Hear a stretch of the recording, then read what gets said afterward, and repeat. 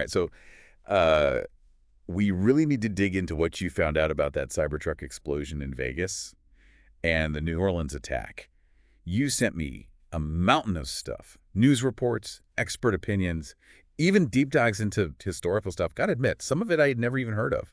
A lot to unpack here. Well, it is pretty fascinating. You've got these two events, seemingly totally separate, but they've got you thinking, is there something bigger going on here? I mean, a PSYOP, a psychological operation targeting Americans. That's a big claim. Yeah, and a pretty scary one, too.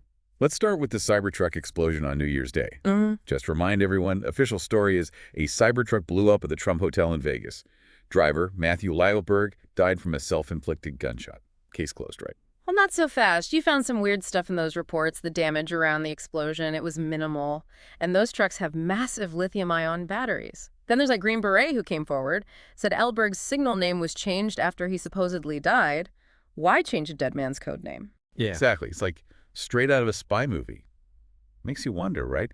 Could this be what they call a false flag operation, something staged to trick the public? Oh, it wouldn't be the first time that's happened, that's for sure. You were looking into Operation Gladio, too, right? That NATO operation back in the Cold War. Shocking example of how these false flag attacks were used to mess with public opinion. Yeah, I gotta say, when I read about Gladio, I was floored. Tell me more about that. Okay, so basically, NATO set up these secret armies. Stay-behind armies, they call them, all over Western Europe, supposed to counter a potential Soviet invasion. The really messed up part is, these Gladio operatives, they were actually involved in terrorist attacks all over Europe. Bombings, assassinations, the whole 9 yards. So they were creating the very threat, the threat they were supposed to be fighting, right? Exactly, and then they'd blame these attacks on communists to scare everyone and justify cracking down on left-wing groups. It was all about manipulating people, making them think a certain way, to achieve their own goals. And you're thinking something similar could be happening here, that the Cybertruck explosion could be like a modern-day Gladio operation. I think it's a possibility worth considering. I mean, look at the hallmarks of Gladio. You got false flag attacks, manipulation through fear, targeting specific groups. There are some uncomfortable parallels between that and the events you've been looking into. Okay, yeah, I see where you're going with this, but if this is some kind of psyop, who's behind it and what's their goal? Well, that's the million-dollar question, isn't it? Let's not forget that other event you were looking at, the New Orleans attack. Right, that one where Shane Dinsgard drove that car into the crowd. Yeah. Reports said he had an ISIS flag. Yeah. And he was in the U.S. Army. That's what really jumped out at me. Yeah, in your notes, you pointed out some really interesting things. Jabbar doesn't exactly fit the typical ISIS recruit profile. Middle-aged, financially stable even with the divorce, and no signs of radicalization beforehand. Seems to come out of nowhere. And there's that thing with the name. He used Eli on his real estate license. Eli. Not exactly a name you'd associate with ISIS. It's just all so strange. Yeah, those inconsistencies, they really make you think. Could this also be a staged event? Is someone messing with how we see terrorism? Maybe to justify more surveillance? Or even military action? That's a disturbing thought. It reminds me of what we were talking about before. Operation Mockingbird. Remind me about that one again. Yes, Operation Mockingbird. That was a CIA program during the Cold War. They infiltrated media outlets, influenced them to spread propaganda, basically. It really raises questions about how information can be weaponized, how it can be used to shape what people think. So are we saying some of these news reports about the Cybertruck explosion and the New Orleans attack could be part of a bigger, like a disinformation campaign? It's a possibility we can't just ignore, especially with all those inconsistencies we've been talking about. I mean, if someone's willing to stage events, wouldn't they also try to control the story around them? Man, I'm starting to feel like I need a tinfoil hat. Seriously, though, this is all very unsettling. If these events are part of a psyop, what can we even do about it? Well, I think the first step is awareness. We need to be aware that this kind of manipulation is possible. We need to recognize the tactics they use in psyops, and we need to understand the historical precedents that inform what's happening today. So we need to be more critical of the information we take in, the sources we trust, and the stories we believe. Exactly. Don't just absorb everything passively. Question everything, look for different perspectives. It's like we have to become our own intelligence analysts. In a way, yeah. And there's another disturbing chapter in the CIA's history we should talk about. Their alleged involvement in drug trafficking. Wait, what? The CIA was involved in drugs. That sounds like a conspiracy theory. No, it's hard to believe. But there's actually a lot of evidence suggesting they were smuggling drugs. mostly heroin from Southeast Asia, to fund covert operations. It shows just how far they were willing to go to achieve their objectives. So you're saying the very agency that's supposed to be protecting us might have actually been involved in fueling the drug trade. That's mind-blowing. Yeah, and it makes you think about accountability, about the potential for those in power to abuse that power. Makes you wonder if they're still using similar tactics today. That's a chilling thought. It makes me think about all the other covert operations that have been carried out here in America. You're right. There's a long and disturbing history of our own government targeting its citizens, often without them even knowing. Can you give me some examples? Well, there's the M-Culture program. You've heard of that one, right? The CIA experimented with mind control on unsuspecting people, including Americans. Mind control sounds like something out of a movie. It does, doesn't it? But it's a reminder of just how far the CIA was willing to go during the Cold War. Then there's Cointelpro. That was a series of FBI operations targeting domestic political groups, like civil rights organizations and anti-war activists. So they weren't just spying on them, they were actively trying to disrupt these groups. Exactly. Infiltration, disinformation, even violence. It's a dark part of our history that we shouldn't forget. It makes you wonder what else is going on that we don't know about. That's a question we should all be asking ourselves. And it brings us back to the main question of this deep dive. Could there be a new PSYOP happening right now? That's a terrifying thought.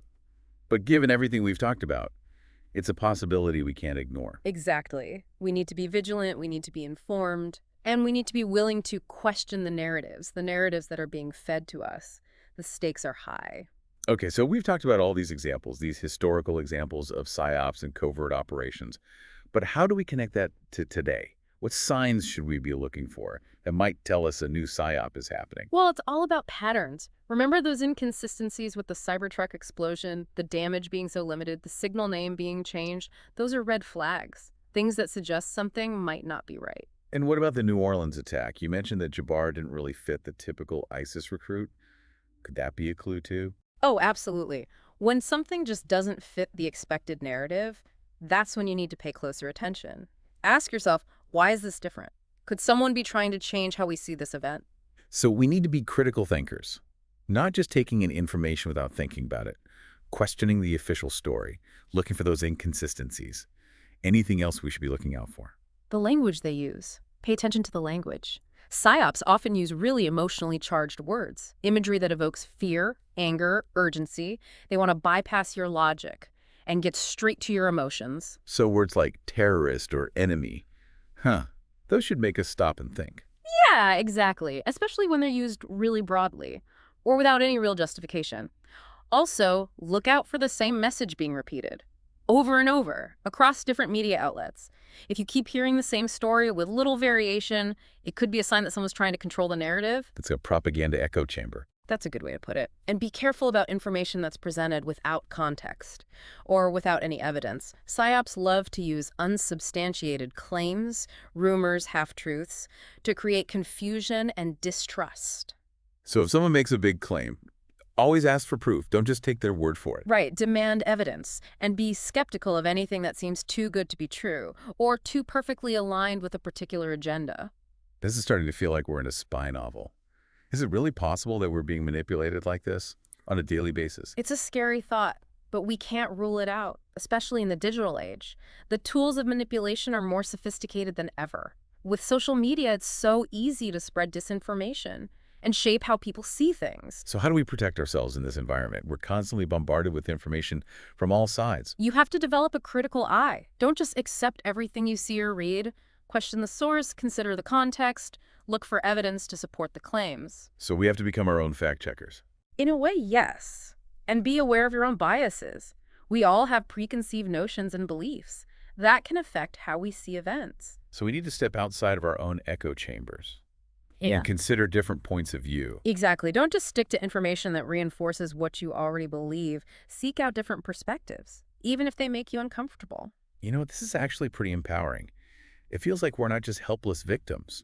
We can take steps to protect ourselves from being manipulated. Absolutely. The more informed and aware you are, the harder it is to manipulate you. Okay, so we talked about the warning signs of a PSYOP and how to be more critical of information.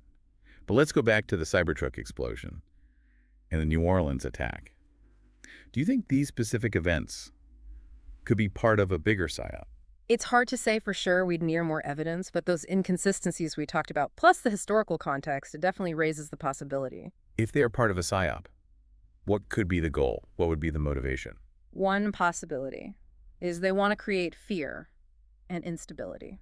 And why would they do that? Because fear and instability are powerful tools. They can be used to justify a lot of things.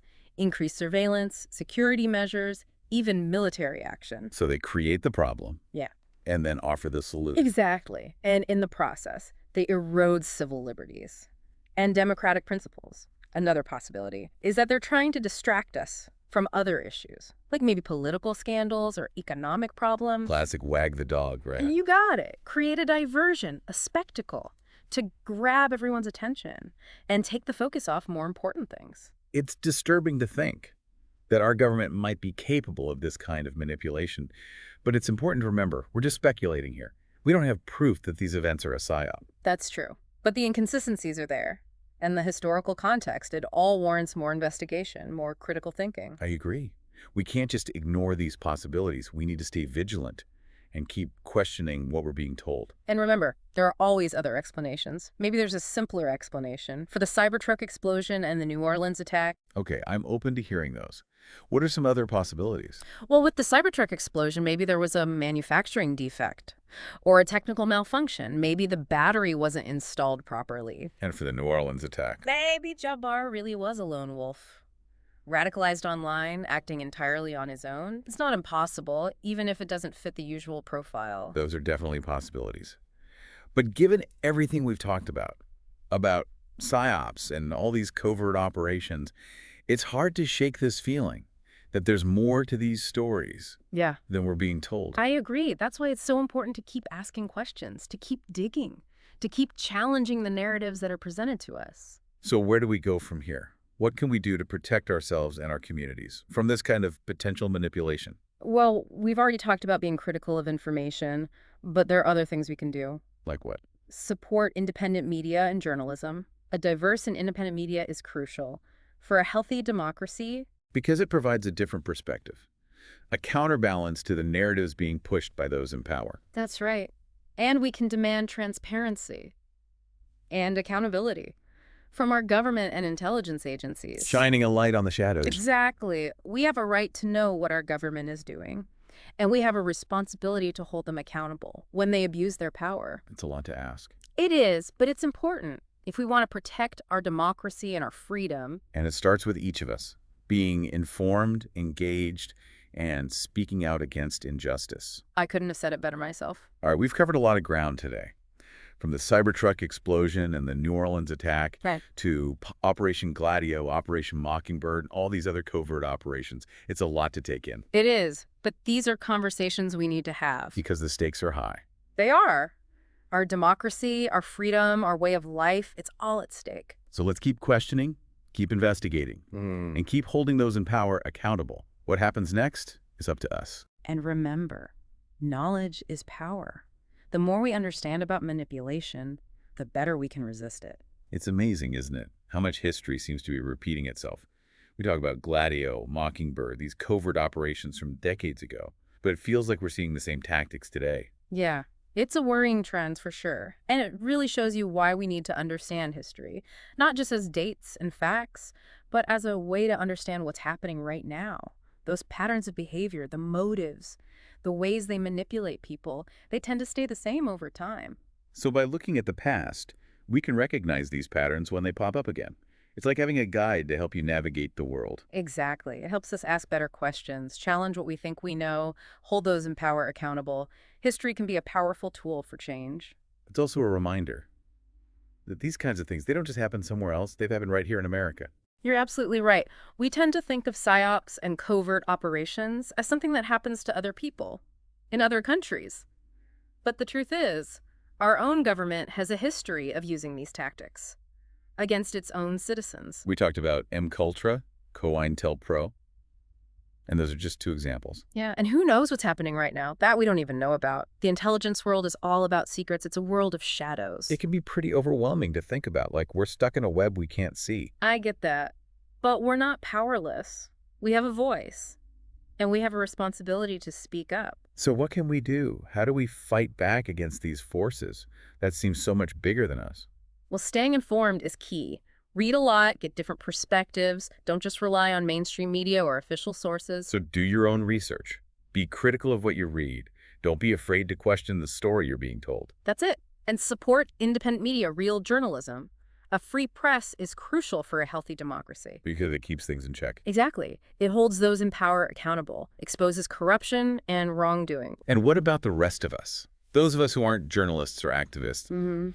What can we do in our daily lives to make a difference? Talk to your friends and family. Share information. Raise awareness. The more people who know about this stuff, the harder it is for these tactics to work. Like a ripple effect. Exactly. And don't underestimate the power of speaking up. Speak out against what's wrong. Challenge the way things are. Demand better from our leaders. It reminds me that we're not alone in this. There are a lot of people out there fighting for truth, for justice, for accountability. That's right. And together, we can make a difference. Well said. All right, everyone, that's our deep dive for today. We went from the Cybertruck explosion and the New Orleans attack all the way to Gladio, Mockingbird, and beyond. It's been heavy stuff, but hopefully it's been empowering too. I hope so. I hope our listeners are leaving with a better understanding, a commitment to thinking critically, and a willingness to speak up. The world can be a dark and confusing place, but there's hope too. There's light, and there's the power of people coming together and taking action. Never forget that. So keep your eyes open, keep asking questions, keep fighting the good fight. We'll be back next time with another deep dive. Until then, stay informed, stay engaged, stay vigilant.